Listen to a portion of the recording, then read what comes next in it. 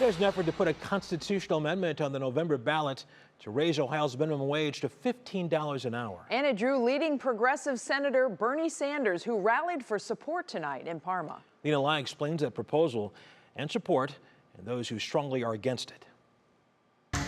Inside the UAW hall in Parma, if you want to sign, volunteers gathering signatures to put on the November ballot a constitutional amendment to raise Ohio's minimum wage to $12.75 next year, then to $15 an hour by 2026. It would also eliminate the state's tipped wage to have a $15 an hour minimum for all. Leading progressive Senator Bernie Sanders from Vermont, the featured speaker at the UAW hall, also sat down for a one-on-one interview.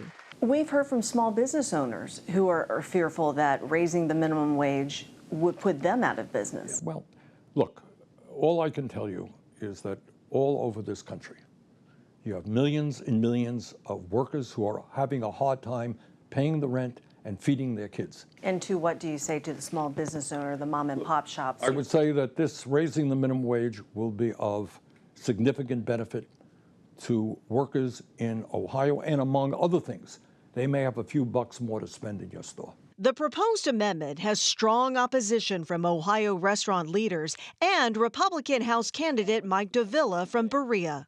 This will only cause additional inflationary pressures on the economy. It has the potential to cause additional unemployment and really have a detrimental impact on the people that the proposers of this policy claim that it will help. It is a patchwork of state minimums in the U.S., with Ohio sort of in the middle with a minimum wage of $10.45 an hour.